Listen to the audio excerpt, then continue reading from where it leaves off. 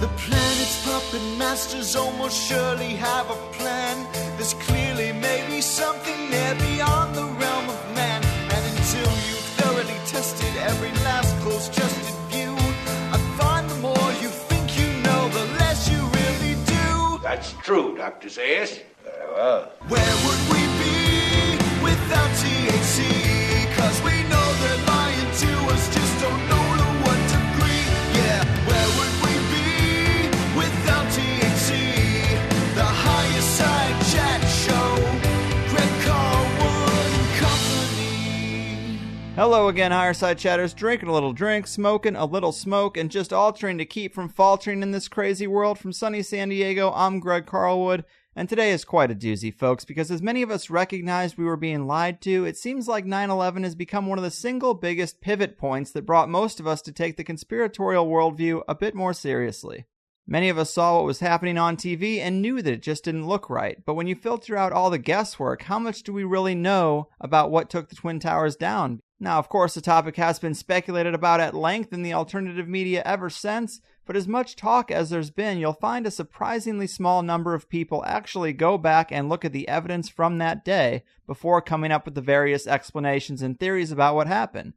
Well, today's guest doesn't like speculation and theories and has dedicated herself to a very impartial, tedious, and evidence-based examination of what actually happened to the World Trade Center complex on that day, which she lays out in what I now consider the quintessential textbook on 9/11. Spoiler alert, it's entitled, Where Did the Towers Go? Evidence of Directed Free Energy Weapons on 9/11. She's put more work into this than most of us have probably put into anything, and her name is Judy Wood. She's extremely qualified to examine these events as she's earned a PhD from Virginia Tech and is a former professor of mechanical engineering. She has research expertise in experimental stress analysis, structural mechanics, materials characterization, and materials engineering science. She taught graduate and undergraduate engineering classes, and she has authored or co-authored over 60 peer-reviewed papers and journal publications in her area of expertise. I do stand in awe of her accomplishments and extreme dedication to truth-seeking, and it is really an honor to help her present this research here today. Dr. Judy Wood, welcome to THC. Well, thank you very much for having me and for a wonderful introduction. Absolutely. It is what I do, and you're very worthy of it. I'm so happy that you could make time for this. You've changed my mind quite a bit on those events, and honestly, I've very much suffered from 9/11 fatigue in recent years, but a listener named Jeff, that I believe you know as well, urged me to dig into your book, and I am so glad that I actually did. And to get us started, maybe you can talk to us about your approach to the subject and how it's different from everyone else. I mean, even those researchers in the so-called truth movement. Researchers has been kind of used as a loose term for people who can type things into Google. I call that an opinion and an internet connection. That doesn't make someone an expert. Fair. You need years of experience in forensic engineering for diagnosing this problem. But more than that, it's observation. And our culture has been a bit corrupted into seeing how fast you can color in the dot on the multiple choice test, rather than problem solving and determining what happened. So there's a list of problem solving steps for about any problem that you're going to approach. And so this doesn't just apply to 9/11, it applies to anything. 9/11 is just a perfect example to use because there's so much evidence available. But you first must determine what happened before you can determine how it happened. You have to determine what it was that happened. Right. Bombs did it. What was it that bombs did? You have to determine what problem you're solving before you can solve it. So you first determine what happened, and then it emerges how it happened, and then who did it and why is later. But I don't get into those things because that is not as important as what happened. It's sort of irrelevant, almost. People like to go hang someone, get somebody for it. Well, in this case, the technology that is revealed, you get rid of the operator of it. That doesn't get rid of the technology. There's a bunch more guys in line ready to push the button. Good point. That technology is there. And making sure it doesn't happen again is knowledge about this technology and being able to identify its characteristics. So you begin with what happened. And I'd like to read the definition of scientific method. Please. By Professor Eric Larson. He says the scientific method, as it came into being during the Enlightenment period, is a method known as empiricism, or as the empirical method. Under the terms of empiricism, all conclusions are, must, and can be drawn from observable evidence, and from observable evidence only. Evidence must precede any and every conclusion to be drawn from it. Then, if sound logic governs in the relationship between the evidence and the conclusion drawn from it, that conclusion will be irrefutable. Well said. And so that's why the conclusions in my book are irrefutable. That's true. And one of the big questions that is heavily contested in the alternative realm that I feel like I now have a definitive answer to is how many buildings were destroyed that day. I think if you surveyed the audience, the most common answer would be 3, the Twin Towers and Building 7. But you have maps and diagrams that really take the guessing out. What can you tell us about that? How many buildings were really destroyed? As I often like to emphasize, it wasn't just two buildings. It wasn't just 3 buildings. It wasn't just 4 buildings, or 5, or 6. But 7 buildings with a WTC prefix were destroyed that day. And I don't include the little church across the street. That was, of course, destroyed. And Bankers Trust was damaged, repaired, but then they disassembled it. Right. Because it still had a problem. So on that day, the buildings that were destroyed were 7 buildings, all with the WTC prefix. And I think that's probably somewhat surprising to people. But if they get your book, I mean, it comes right on the back. You can see the outline of where all the buildings were, and it removes any speculation or doubt. But it is kind of mind-blowing when you hear that. It's more than double what most people assume. And we're talking about massive buildings. Obviously, a lot of the facts have been skewed about this event since it happened. Or in a magic show, the magician misdirects your attention. Mm-hmm. He doesn't lie to you. He causes you to come to the wrong conclusion. He causes you to solve the wrong problem. Yeah. And so if he reframes the discussion and the focus area into something over here rather than looking at the evidence, the truth always comes from the evidence. And I am a strong believer in letting the evidence tell you what happened. Don't tell the evidence what it's supposed to do. You listen to it, and it'll speak to you and tell you what happened. Right. If you don't know what happened, keep listening until you do. If you have conclusive evidence or you don't. Mm-hmm. Like the Malaysian Airlines 370, all the stuff on the news right after it went supposedly missing. So I won't even assume that it went missing, but everyone was saying, well, where'd it go? What happened? Did it get, energy weapon taken out of the sky? And I said, well, first of all, you have to establish what is known. Was there such a flight, and did it take off? And if it took off, which direction was it going in? I can't answer any of those questions, so I'm done. Yeah, it's so odd. It's almost like a catch-22 sometimes, because a lot of people in the alternative realm, I mean, it's kind of like conspiracy 101 to say you don't trust the media, but then, the media tells you a plane went missing, and then it becomes this big dramatic thing on television. It's really hard to discern what's real information and what isn't when a lot of it is outside of the realm of our observable effect. We have to get these things through some type of source, and it becomes difficult. I know in our correspondence you mentioned how our education system is partly to blame for all this confusion, mainly because it affects people's reasoning skills, and I totally agree with you. But between the media manipulation, the observer effect, and all this, it becomes hard. But something that even becomes more surprising, then they have this alternative media. I think you're an exception to it. But this vast, internet radio business, or even best example, YouTube. People don't believe the network media, but they believe an anonymous poster on YouTube. Right. It boggles the mind. But as for the Malaysian Airlines thing, when folks asked me about it right after the event, I said, well, I call it the Where's Waldo scavenger hunt. What the news would have a different thing. Oh, look over here today. Look over there. And people just follow wherever the bouncing ball goes. Mm-hmm. But it's important to establish what you know that you know that you know that you know.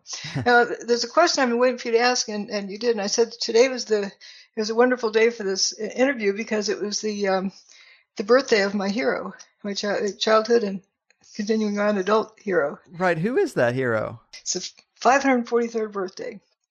Nicholas Copernicus. Ah. And in fifth grade, beautiful science. We had good schools then. There was 28 kids in our class, and we were given the assignment of, we were given it each day on the calendar in the month of February. Each one of us were responsible for finding somebody who was born that day. What significance? Well, I ended up picking Copernicus. And ever since then, I've always celebrated his birthday on February 19th. Wow, synchronistic that we're doing this then. I did do some Googling trying to figure out who it was, but I couldn't figure it out.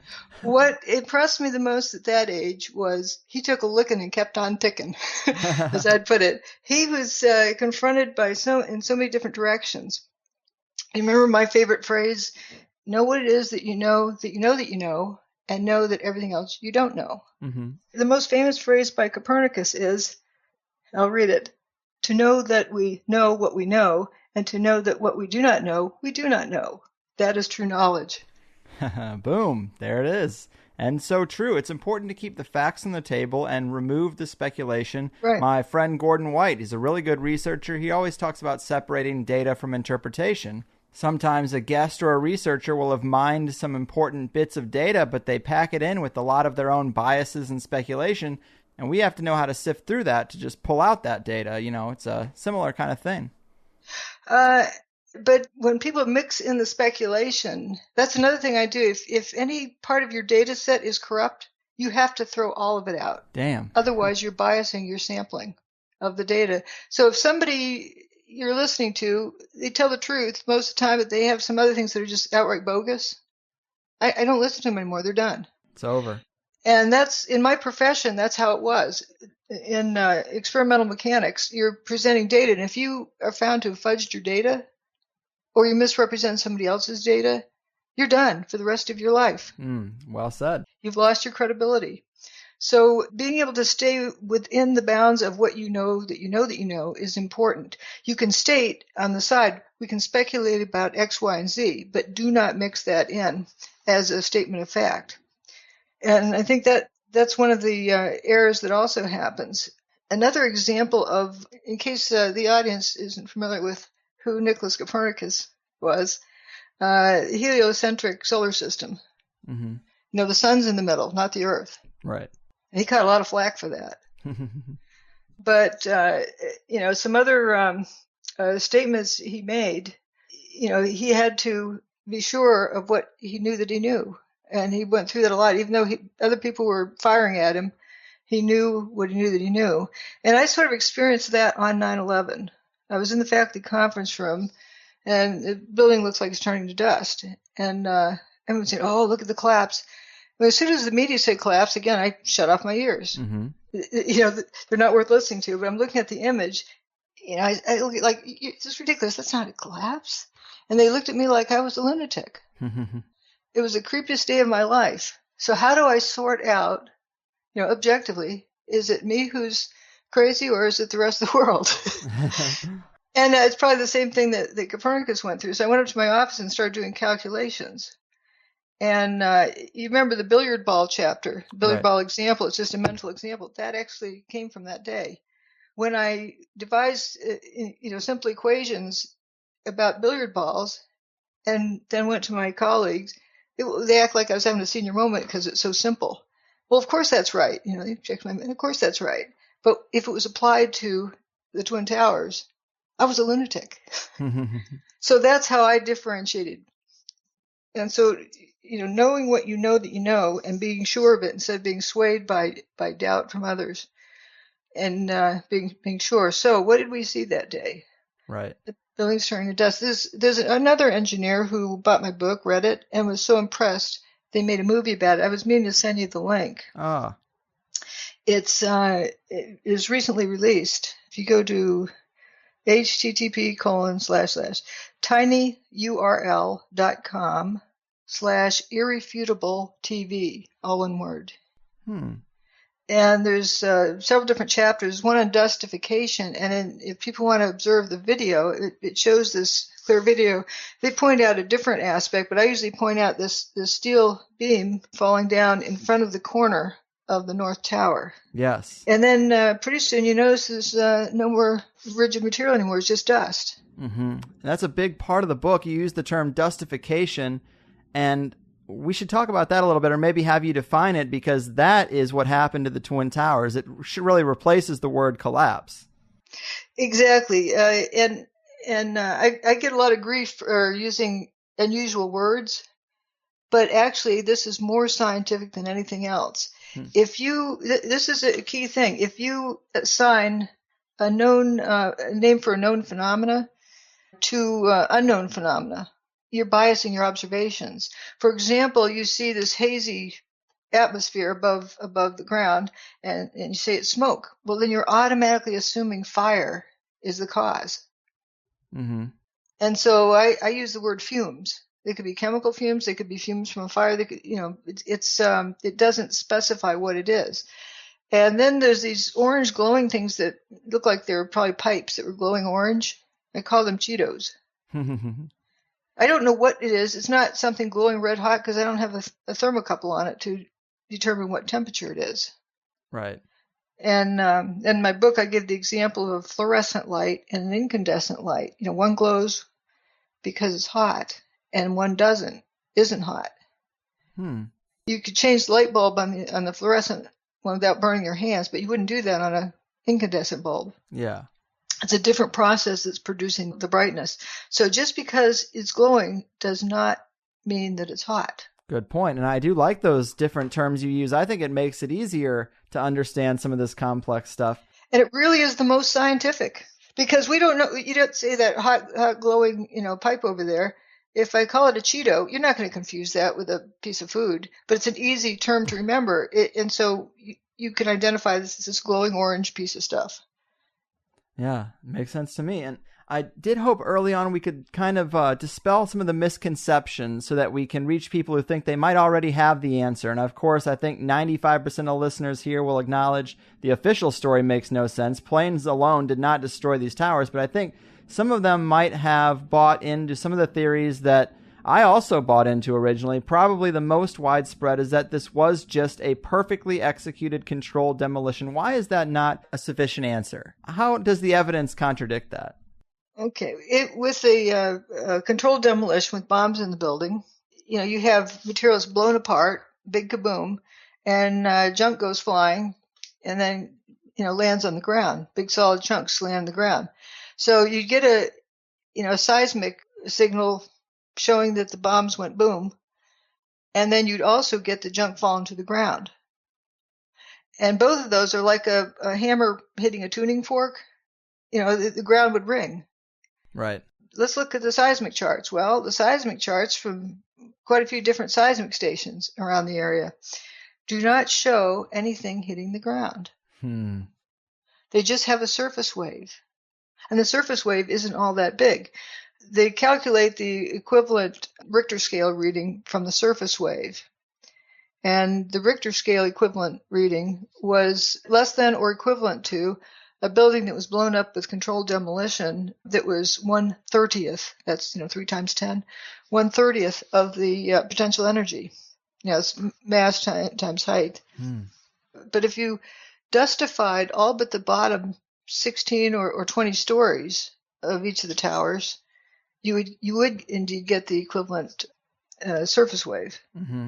I found that to be some of the most compelling evidence. Of course, the charts and the data and reading it is a little over my head. I have to kind of trust your expertise, but you can identify the charts. You see, like, where's the signal? Like for Building 7, actually they calculated when they expected the S and P wave to arrive because there was nothing detectable. Right. From all 5 of the stations. They couldn't even detect a surface wave in one of the stations. Now, for the listeners, S and P wave, the P wave is the primary wave that is first to arrive. It travels through the Earth, and it travels faster than the shear wave or secondary wave. And as you probably remember from earthquakes, the lag time between those two can tell you how far away from the recording station the epicenter is. For all 5 events in New York that day, there was no S or P wave recorded, only surface waves. Right, that's so interesting. I mean, you have to take that into account when you're trying to figure out what happened to these towers, because any other answer would result in all that material just crashing to the ground. And of course it would create a huge wave. And you actually have some quotes in the book from people who actually say they didn't even remember hearing an impact. Right. But if you mash the building to the ground, forget about, well, let's first deal with the bombs. If you have bombs in the building, they shoot things at high speed. They go boom for a reason. Mm-hmm. Because it's above the speed of sound, an explosion, a sudden expansion. So they're going to launch junk out there, chunks out. And so the adjacent buildings would all look machine gun fired by these chunks getting launched. And that didn't happen. But even without that, if you're going to say it's a pancake collapse, that it happened naturally, that you cut columns internally that nobody saw, and the building came, getting smushed to the ground, you have all this material that was not there at the end of the, quote, collapse. If you had this pile driver riding the pile down, where's the pile driver? Mm-hmm. But if it mashed everything down, let's say for argument's sake, you have every single window open or removed in the whole building. If it's going to go away in the time it takes for the roof to free fall to the ground, by the time it gets to the ground, the material inside in the air is having to be thrown out at like Mach 2. Mm-hmm. You know what happens when an airplane does a jet engine run up on the tarmac instead of the concrete? Mm-hmm. There's some pictures in my book. Is for a guy driving a 767 Boeing. Did the engine run up on the tarmac, and it tore up the tarmac, just the air coming out of the engines, tore up the tarmac and threw chunks through the tail of the plane. So if you had all that much air rushing out, you would have all sorts of chunks thrown all over the place. And again, you'd have it looked like a machine gun fire on all the adjacent buildings. Mm-hmm. That didn't happen. Yeah, and there was one quote here I did have from an EMT, Ronald Cohn. But he said that as the building was coming down, he kicked in the window of an SUV and went to climb in for protection. And he said that in the time it took him to kick out the window, his safety jacket was already on fire, his socks were on fire, and that's a little weird. I mean, that's not consistent with the demolition of any kind. It's like this field was lighting his clothes on fire, not something from inside the building. Mm-hmm. Right, and he didn't get burned up. There's somebody else whose shoelaces got on fire and their jacket was on fire. That's their description. Mm-hmm. Lit up, but they didn't describe getting any burns from it. Yeah, and you also have a report from the chief medical officer, David Prezant. I guess he said that the lack of noise was odd. Again, a high-ranking person who's an emergency responder and should have a good idea of, what happened on the scene. And he says it also. I mean, he doesn't speculate much further, but he definitely acknowledges that the two largest buildings in New York crashing to the ground should have made a little more noise.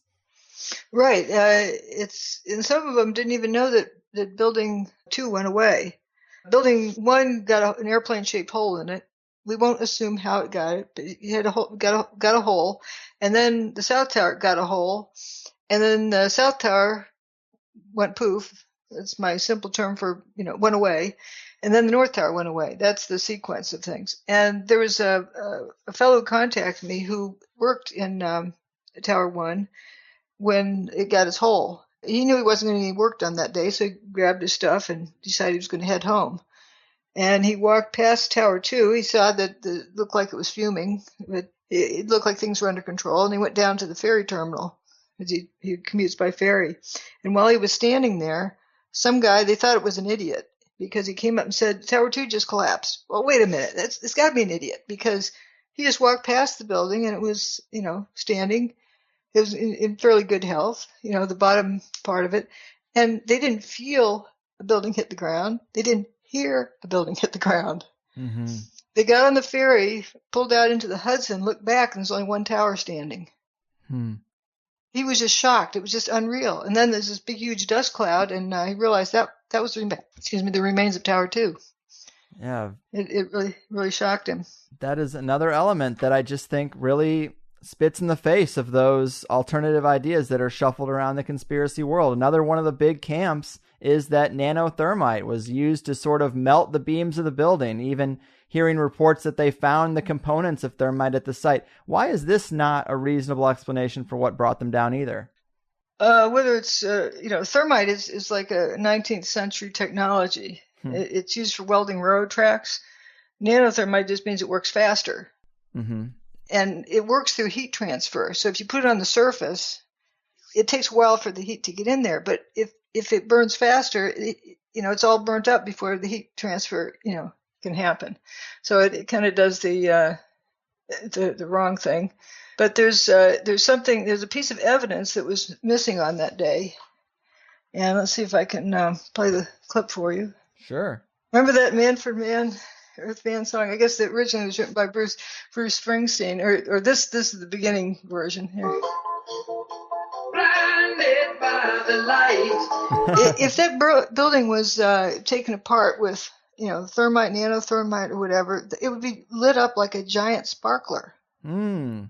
Have you seen somebody, weld something? Right, yeah. It spits sparks all over the place. Very bright. Nobody recalls having seen that, and nobody was blinded. So that pretty much solves that problem. Yeah. And also we have the survivors in Stairway B, yes, which I believe is the bottom of the spire. I don't have proof of that, but it sure looks like that was a stairwell. Mm-hmm. That what is referred to as the spire. It's some core columns that are left standing about 700 feet tall. Right. You can estimate that because it towers way over Building 7. And anyway, these guys were down at the base of that building in Stairway B on the second, third, and fourth floor. Thought they were goners, because they thought they're buried under 102 stories of stuff. But when the dust cleared, or 106 stories, when the dust cleared, they looked up and saw blue sky. Yeah, I thought that was so compelling. I mean, clearly people inside the building should be crushed by it falling on them, but to look up and see blue skies and not die. And where's the building? One described walking out onto what looked like an empty football field. Gosh. The debris field. And also, if you were taking apart the building, restoring it with thermite, these guys would have been cooked to death. Mm. And none of them remembered being cooked to death. I say that, kind of in a silly tone, sarcastically, but they weren't burned. None of them described having been burned. Mm-hmm. And there was 14 people. There was also 2 people above that, around the 22nd floor, who survived, even though the building around them did not survive. There's one of them that landed on the top of the cluster of stairs. He wasn't with the other ones, but he ended up landing on top of Stairway B in the top surface when he rode the wave down. And he ended up coming home that night. His wife was watching the event on TV and thought she'd watched her husband be destroyed in that building. Then he comes home that night. Quite amazing. Yeah, it really is. It's so odd how the evidence, when you look at it and when you look through this book and all the work you've done, the evidence is so far different than what so many people have in their heads about what happened. Mm-hmm. So these survivors in Stairway B, on top of Stairway B, are evidence that the building did not burn up, it didn't get crushed to the ground, but it turned to dust in midair. Mm-hmm. Everything is consistent with that. Yeah, and it's hard to fathom, but the evidence is what the evidence is. And I've heard you say that it was a psychological operation. A lot of people admit that, but you said, do you think they also just forgot to plan a cover-up too? And I think that's a great point. How much of what the alternative media is looking at comes from this manipulation? Do you think there's a lot of orchestrated alternatives put out there? Well, from the get-go, those who were in charge of this event, were they not anticipating somebody would be asking questions? Mm-hmm. Of course not. There would be people asking questions. People like to join groups and be with like-minded people, so you build it and they will come. Mm-hmm. I call those collection agencies. People get into those collection agencies and it's groupthink, and they're given an answer and they have other people that confirm it around them, so they join in without thinking themselves. Mm-hmm. But if you look back, these groups have been around since when, and who's done anything? Right. They just kind of talk and talk. Oh, we need a new investigation. Well, there has been one, but they cover it up. Right. They've been trained to cover it up. And so clearly they're not interested in investigation. Well, we need legal action. There was legal action. Anyone who supported it in those groups was banned from the groups. Oh, so they were taught that's bad. You don't want to support that evidence. But few people realize that there was a legal case, and if enough people supported it, it could have had some teeth. Yes. But in this case, there was only like a handful of people. I count every one of them. There's only, 3 people other than my lawyer and myself who were at that hearing. This was the Court of Appeals.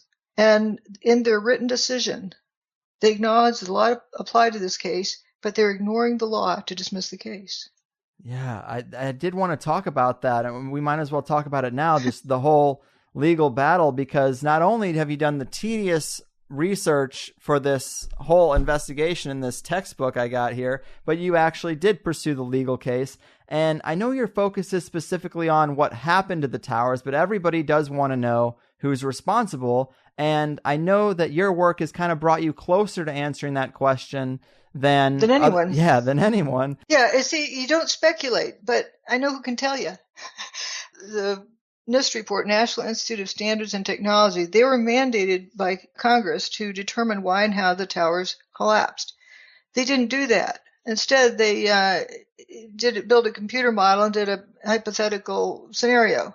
They didn't analyze the collapse. This is hypothetical thing. Then they listed an inventory of the steel that went into the building, and this type of steel, that type of steel, and lots of data. Right. But they ignored the data and just had this hypothetical model. Well, the outfit that did the hypothetical modeling, they're the outfit that had the most number of contractors hired of any of the contractors, the most number of employees on the NIST report. This is an organization that is part of the military-industrial complex, but their areas of expertise, PSYOP, as well as development and manufacturing of energy weapons. They also held and still, I believe, hold a contract with the U.S. government to know everything about any weapon of mass destruction that exists or is being developed anywhere. Wow. So they not only can identify what technology, but whose technology, who owns that particular gizmo. Right. And so they are definitely complicit, at least in a cover. Well, even if they're, out to lunch and just, compartmentalization, you can excuse it too. But wouldn't it have been nice to have them under oath and ask them some questions? Right. Those are the ones that I was the most interested in asking questions. That's Applied Research Associates. And is that who you sued for fraud? Well, all of them. But, it's more difficult to sue a government agency, but contractors, no, that's whistleblowing. Yeah. These contractors generated a fake scenario. And then also Science Application International Corporation, SAIC, typed up the report. And you know what their expertise is? PSYOP. Wow. They also supervised the site during the cleanup from immediately afterwards and onward. So they obviously knew of all this dirt that was coming and going. And it'd be nice to have asked them questions about that. Where did this idea come from that you needed to bring in fresh dirt, dump it down, stir it around, scoop it back up, take it out, bring in new dirt? Yeah, it is really surprising that, it's not surprising to someone cynical minded or conspiracy minded that they wouldn't hear the case, but the judge actually made some statement that was pretty bizarre about not wanting to hear a case about who shot JFK or who landed on the moon. Oh, that was the lower court judge. And that's why we appealed it, because they, excuse me, sir, this case isn't about that. Right. Has nothing to do with who landed on the moon or shot JFK. Right. He was just trying to make it go away. And he also threatened that if I appealed it, I was going to get sanctioned or something like that. But anyway, having been, what do you call it? Blackballed? Well, no, or having also the Court of Appeals deny the case. We went to the Supreme Court so we could say we did it all. And they only have to hear cases now if they feel like hearing them. If they don't feel like hearing them, they don't have to say why they don't feel like hearing them. Right. Gatekeepers. Yeah, so of course they didn't feel like hearing this case. So it didn't bother them that the Court of Appeals said, we're ignoring the law to dismiss the case. But you can bet if you had a few thousand people out in the streets holding signs saying, why is this court ignoring the law to dismiss the case? Right. Unfortunately, there's no attention on it. Right. So if you're an operator of the cover-up group, isn't that what you'd make sure that nobody would be wanting to support that case? Mm-hmm. Makes sense. And why wouldn't they want to support this case? Because they have one of their own? Well, they don't have a court case of their own. Right. Now, the biggest thing I have pride in is I was not sanctioned by the courts. I took it all the way to the top. It wasn't sanctioned. In other words, it was not seen as a frivolous case. And to the Supreme Court, that's when I cleared up my statement. It said, didn't burn up, nor did it slam the ground, but turned to dust in midair. That's in there. It has to be a much more concise. You're limited to 25 pages, and that includes all of the addresses of all the, legal stuff on both sides and, all the stuff. But that was a statement that was in there. And also that NIST acknowledged to me they did not analyze the collapse. I was the first person to bring that to their attention. They didn't, they can't call it a collapse if they didn't analyze it. True. And I said, well, this tipping top of Tower 2 violates the laws of physics if that falls as a rigid body, if that's a rigid body and it didn't turn to dust in midair. Because if they were claiming, an airplane hit it and damaged it at, 35 stories below the top, then why is the top disintegrating? And so that's another thing about that demonstrates it turned to dust.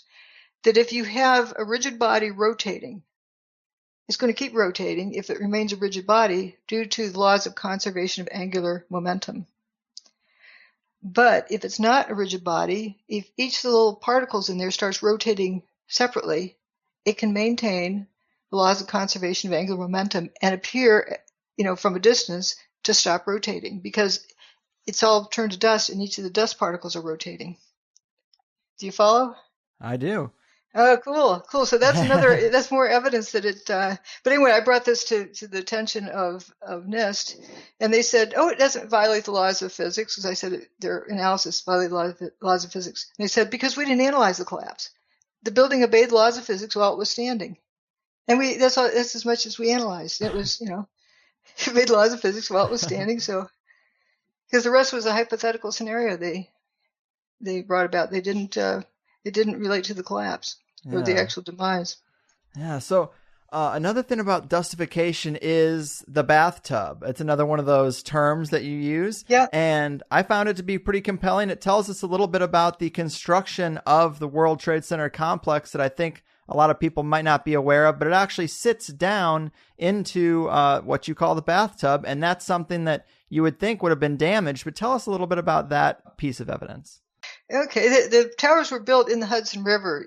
Southern Manhattan real estate is pretty valuable, so they want to make more of it. So they dammed up, with kind of a dike, an area out in the Hudson, then built this concrete wall, kind of a dike around the edge. Some call it the slurry wall, and built the towers on bedrock that was 70 feet. That's 7 times 10, 70 feet below sea level.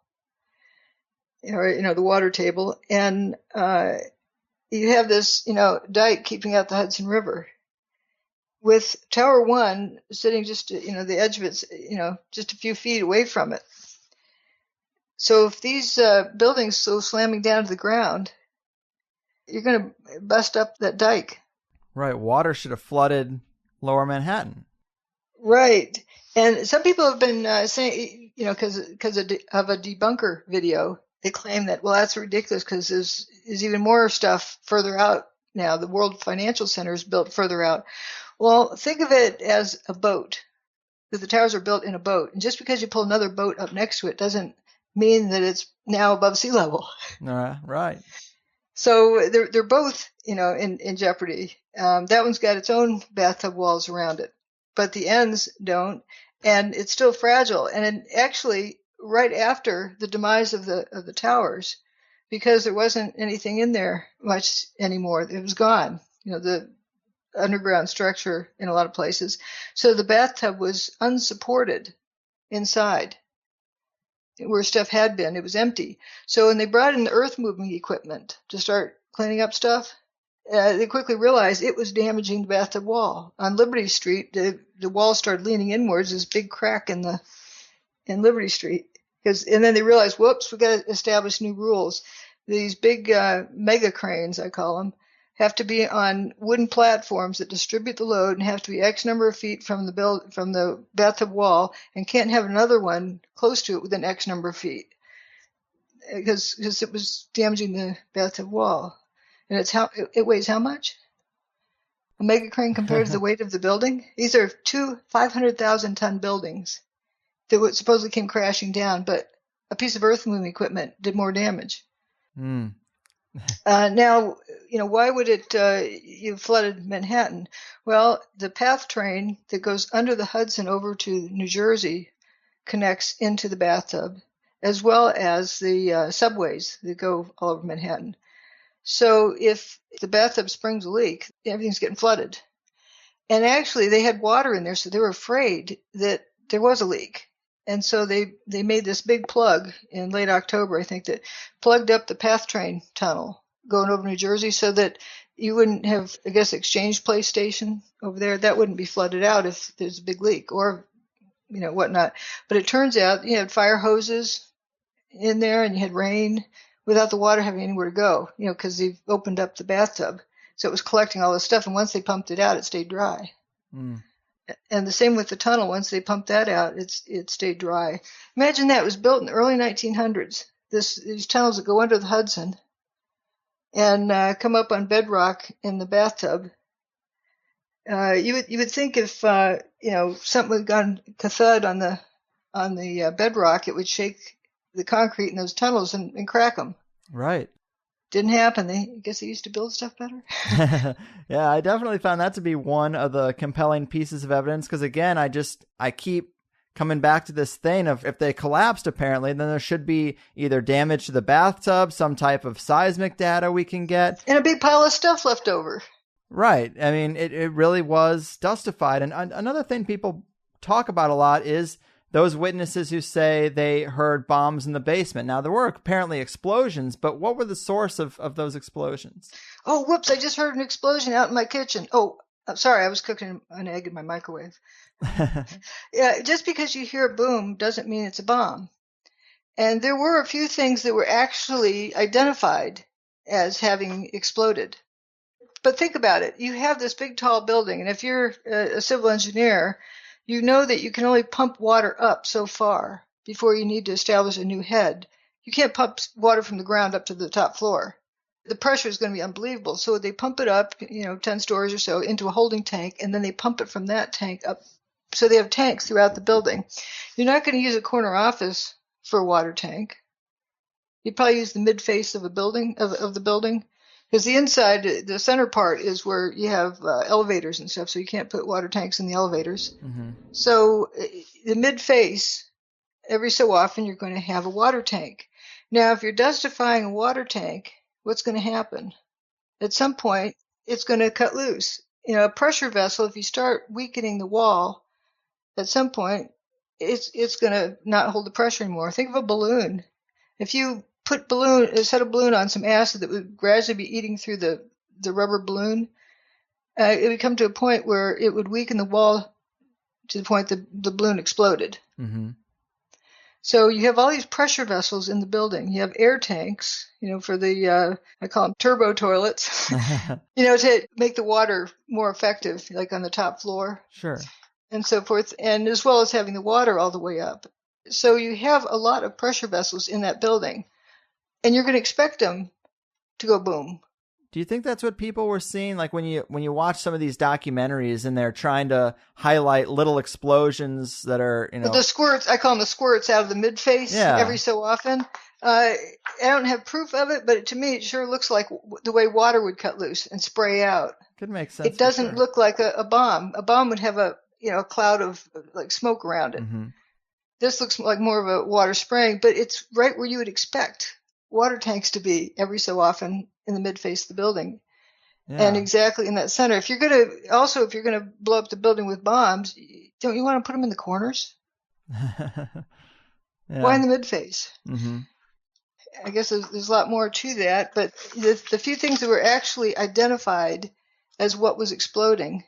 Are you familiar with that? It's in chapter 7. Well, I did see the thing about on the ground, some of the emergency vehicles. Right. And let's see. So here it is, page 110 and 111. I don't know if you want to read one of those for example. Whichever one you think would be most appropriate. Well, Todd Heaney, firefighter, 110. He says, I remember getting a drink of water out of the cooler there, and then we just started to put out the car fires, and the rigs were going, ambulances. I mean, there must have been 50 of these things burning heavily. The Scott cylinders and the oxygen cylinders were all letting go. They were all blowing up left and right. And the Scott cylinders, and there's a picture of one there, those are the air tanks the firefighters wear so they can breathe clean air in a smoky environment. So those are blowing up. Yeah, they have those on their fire trucks at ground level, and they're exploding. So we're looking at a lot of interesting evidence that doesn't fit the explanations we've been given thus far, and we're talking about dustification.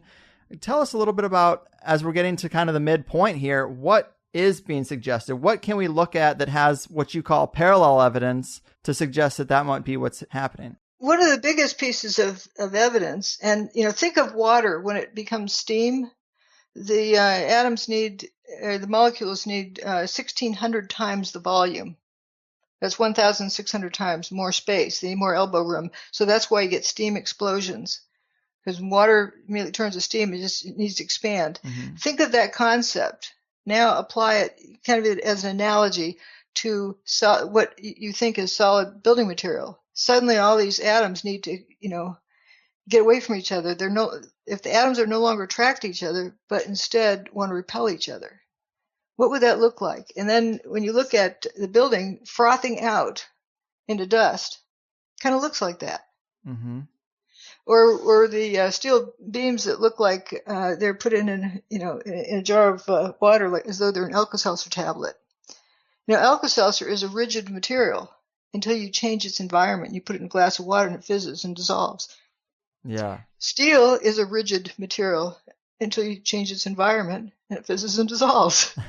And that might be what this energy field or weapon is like, I suppose. Well, it's again, don't speculate. And a lot of people, I could go on for the rest of this hour and the next saying, I don't talk about this, I don't talk about that. No, that's not what I say. No, that's not what I say. Then we wouldn't have time left to talk about what I do say. Right.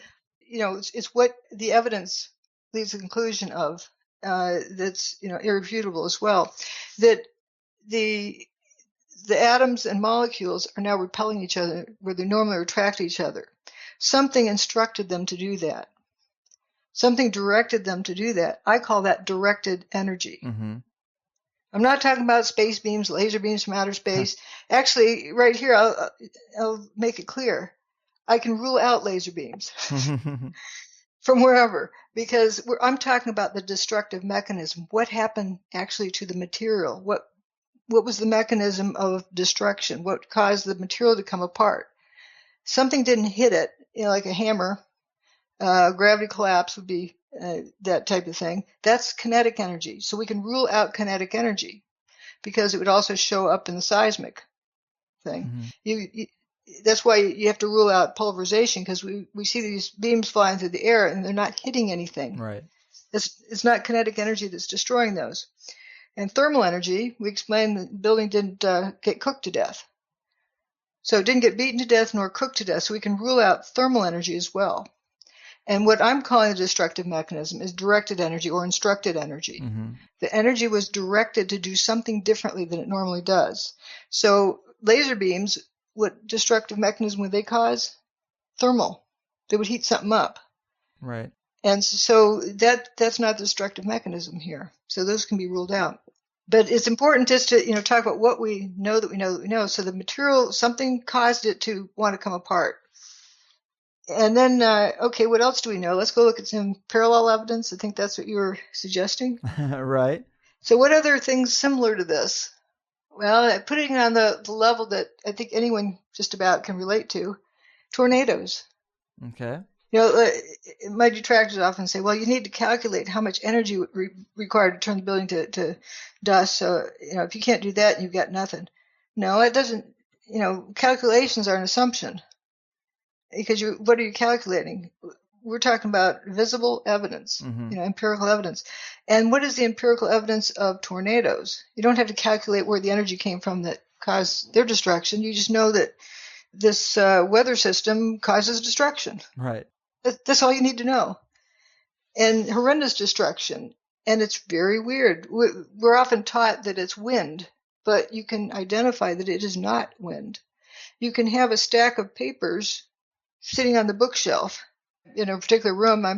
I witnessed this in Texas about 3 years ago, I think it was, and the roof's gone. Big screen TV, flat screen TV is there, not damaged. Roof's gone, and the papers aren't blown around the room. They're just sitting there. It's pretty miraculous. Now, Building 4 looked like the main body was sliced off and gone, removed, except for a little corner of it. And it's only the north wing left of Building 4. And when I saw that, it reminded me of a tornado in Topeka, Kansas. I saw when I was a kid. We were going to be driving to my grandmother's house, and the night before we were to leave, there's this horrendous tornado. It was the biggest in U.S. history that we'd known of. And we drove through Topeka, and we went past, I thought it was an apartment building, but I think it was a dorm. But for a kid, it was an apartment building. It was sliced in two. Half of it was just gone. The other half, there's a bed in there. It was perfectly made, had some magazines on the bedspread, and some books on the dresser, and clothes hanging in the closet, nothing disturbed. How could that be if it's wind? Wind isn't black and white. It's shades of gray in between. You have a strong wind, and next to that strong wind, you have a less strong wind, and it tapers off. You don't have a 2,000 mile per hour wind next to it 0 miles per hour. Right. So that doesn't explain this. And of course, no one saw a tornado near the Twin Towers either. Right. Well, let's think about it. What happens if you weaponize a tornado? Do you think they haven't studied? Somebody somewhere hasn't studied how to start and stop tornadoes? So for all we know, you could call this a weaponized tornado. Wouldn't we see some type of funnel? It depends on how they create it. Okay. We saw what people are calling smoke. We saw these fumes coming out of the tower for a while. And also, we don't know what the various components are. And in other parallel evidence, there's a type of field interference that, like John Hutchinson's work, he creates a static field, and within the static field, he interferes various radio frequency signals, like microwaves. So you need a static field and interfere and where that interference is where these weird things happen. Right. So you have a general static field, but then specifically, you want to affect that item or that item. There's a lot of parallels with what he does. And of course, I went there and his lab/apartment and witnessed what he has. There's a lot of detractors like to say, oh, he made it up. They have all sorts of speculation, but how many of them have actually gone and observed? Right. In the past, I had heard about John Hutchinson and the Hutchinson effect, and I had heard it kind of equated to, this gets into the realm of electrogravitic levitation type technologies, and it does seem there's like some type of physics that just seems to be quarantined from modern science, and it might have many different effects, but I guess this John Hutchinson guy is someone who's been messing with direct energy, and he records his experiments and directed, as in like instructed. Directed energy, and it has some strange effects. He has taken a metal beam, and it looks like it collapses in on itself, kind of. Oh, not just that, but there's even some samples that somebody sent to, or another scientist in Canada sent to a metallurgy department at a major university.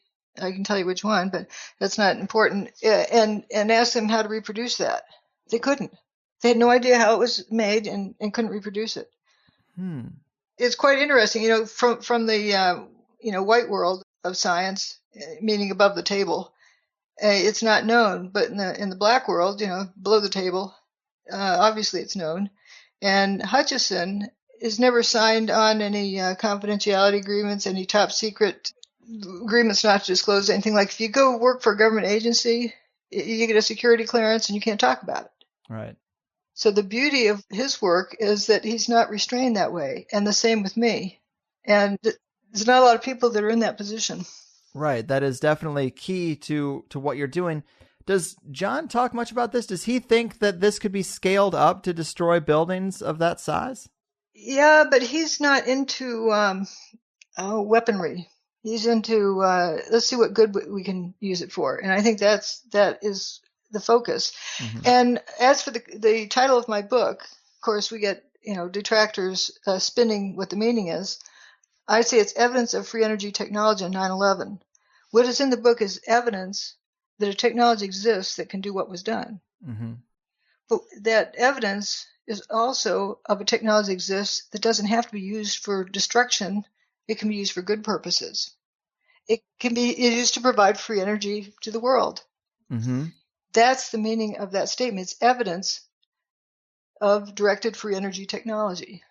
Right. And that makes sense. It's also what apparently people talk about Nikola Tesla talking about this kind of thing, that the things that he was working on could be used for providing energy. Providing free energy.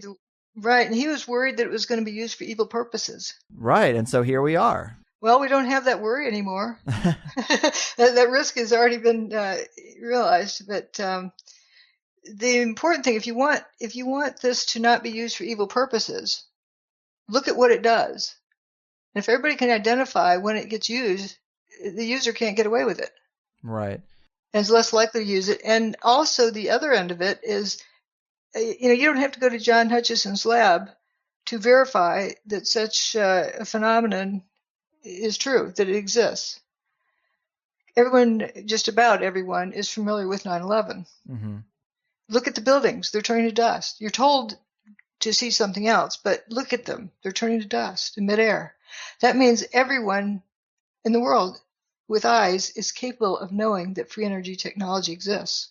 Yeah, and it's a sticky situation because, of course, a big part of what we do is looking at things like alternative energy and the idea of a free energy or cold fusion generator or 0-point energy. These are the terms people talk about.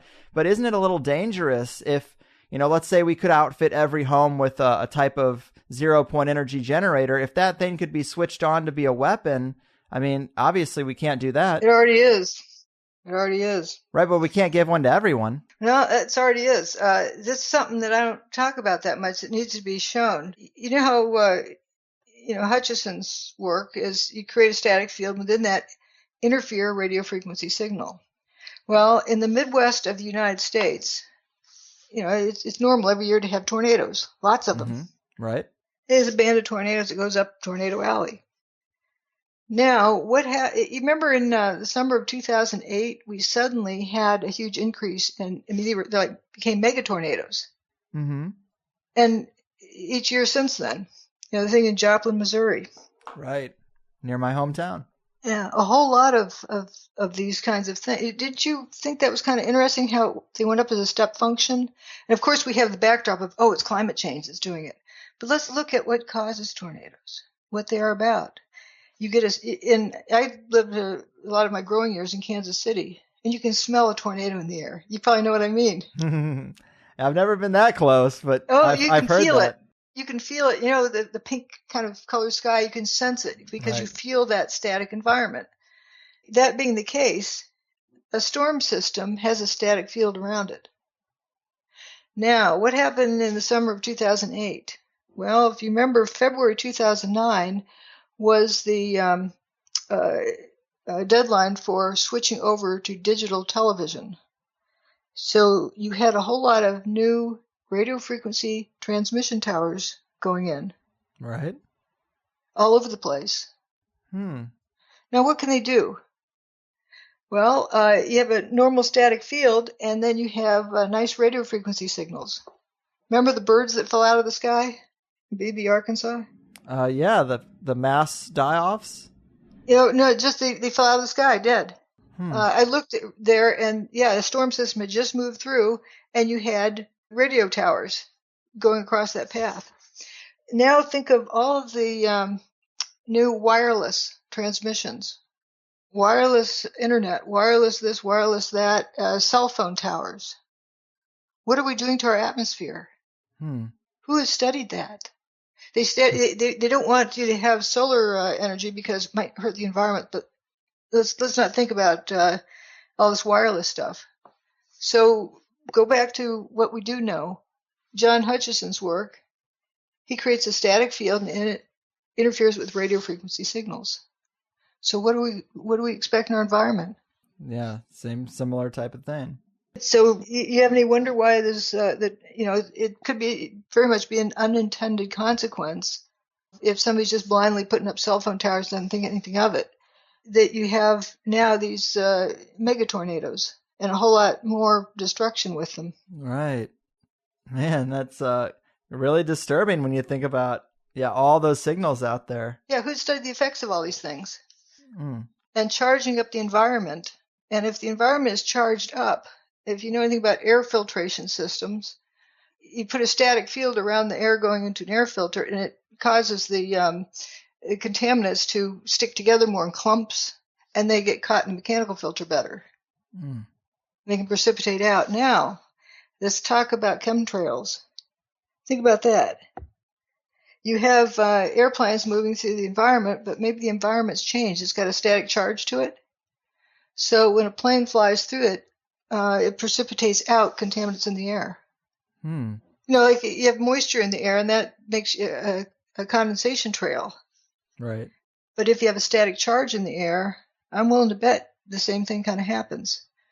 And that, I'm not saying I have proof of that, but that's, I think, good direction to look in, that's what, the chemtrails might be about.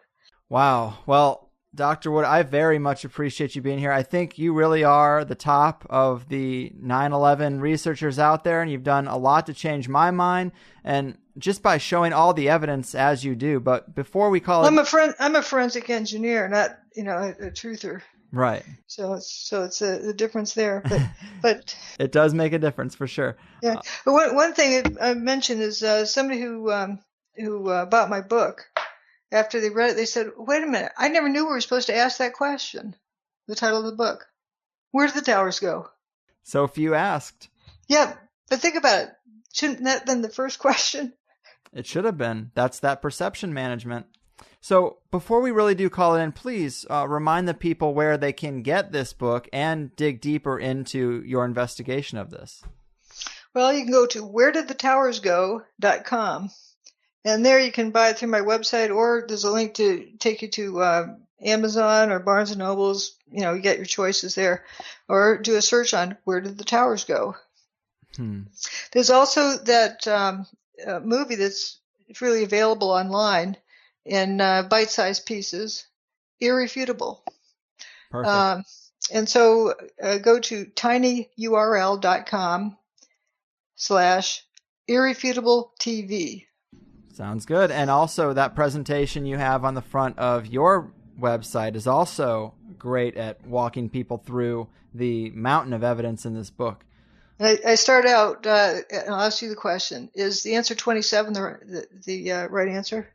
You got to know the question to know the answer. Yes! Congratulations. Awesome. Well, thanks again. It is an honor and pleasure. I've taken up a lot of your time, but I have so much respect for what you've done, and keep doing what you do. Well, thank you so much for having me. I have a lot of respect for you for that courage. There it is, guys. Wow. I loved it. A lot of people have been asking me for a 9/11 show, and I resisted and resisted, thinking, this has been done to death. Why do I need to do a 9/11 show in 2016? And then this listener, Jeff, bought me Judy's book and sent it out, and big thanks to him for doing it. Clearly, he is passionate about this position, and I'm glad we did the episode, because I don't think this perspective has been done to death at all. And I have so much respect for the work she's done now, and I know anybody who picks that book up would feel the same way. It's so full of pictures and seismic charts and calculations, and that's sort of why I called it a textbook. It's so graphics heavy and photo heavy, and of course educational. I know I couldn't knuckle down and focus and put something this thorough together. So please, if you can't afford the book and just want to get a more visual accompaniment to this information, Watch Judy's presentation on her site or the videos that she mentioned at tinyurl.com/irrefutabletv. I'll include a link with the show, and maybe contact some of your other favorite podcasts and see if we can't get Judy Wood a little more attention. I actually think it's quite amazing how you can now connect the dots between subjects like UFO disclosure, secret Nazi technology, the suppression of Tesla's work, and free energy, and 9/11. Obviously, there's a lot of speculation in those other realms, but in all cases, the answer seems to be that the elite will do everything they can to keep people from understanding or discovering this type of technology. Free energy seems to be the crux of a lot of it. That's what UFO disclosure would lead to. That's what the truth about 9/11 reveals. That's why we know so little about the Nazi bell and the physics that they were working with. It touches on the electric universe model and the work of Eric Dollard. I mean, this is a major slice of the THC pie at this point. It's a staple of the show because it comes up so often, and who knew that the single biggest event to put me and many of us on this path had the breadcrumbs of such a deep topic right there on the Channel 5 news, and we've been looking at it for years. Well, I certainly see it with new eyes, and I hope the case was made well for you, but the Alka-Seltzer analogy is pretty spot on. Watch the footage again. Watch it super carefully. All the edges and the antenna and the things that you'd think would just fall to the ground as solid objects, watch them. They really do break apart and just kind of evaporate, like they're separating at the atomic level. Dustification. You can't unsee it, and you'll wonder what the hell took you so long. But these are the days that I'm proud to have built a decent-sized show here, because of course we're not CNN or Fox News, but if we can build this alternative platform to even half the size of the conventional platforms, we take away a lot of their power, and I think that's the stage that we're in right now. So please, out of respect for Dr. Wood's decades of work and expertise, take a look at what she's saying and thank her if you get the chance. I just feel so bad for people who put everything on the line for the truth and are just met with apathy and ignorance. Even the court cases. It's such a shame she didn't get the support she deserved. And guys, I just hope we did a little bit to change that today.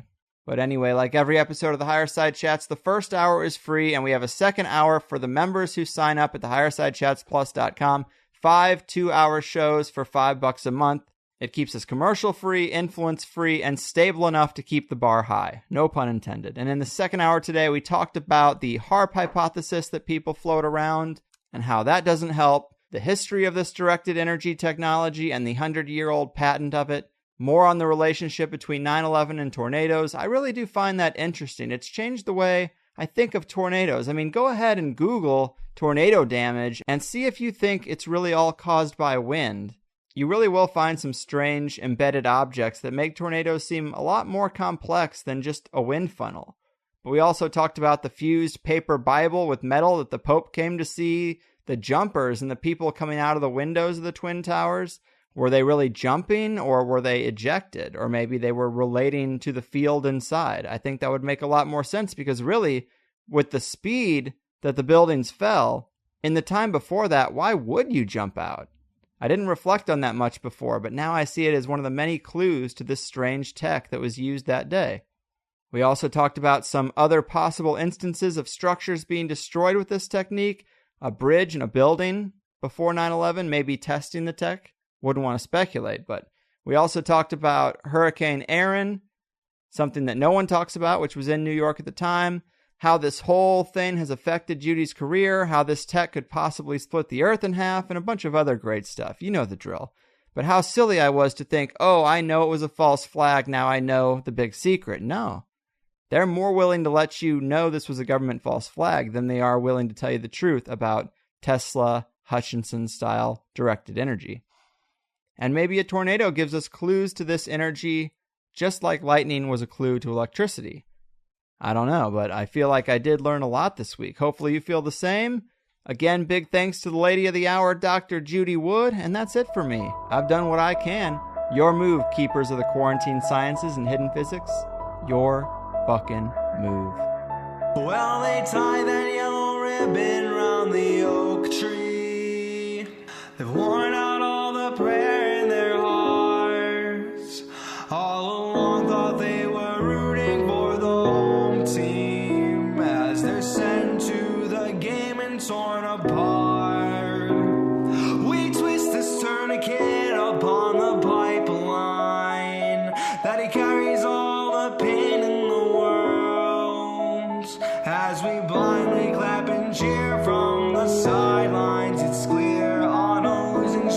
from the very start, and that's where they found me. In the cemetery,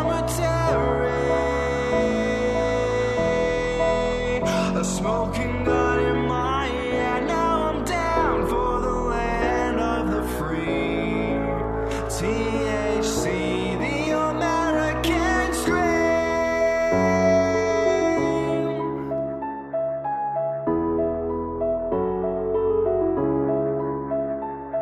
They took that faded ribbon off the oak tree. They've worn out all the hope in their hearts. All along thought I was doing the right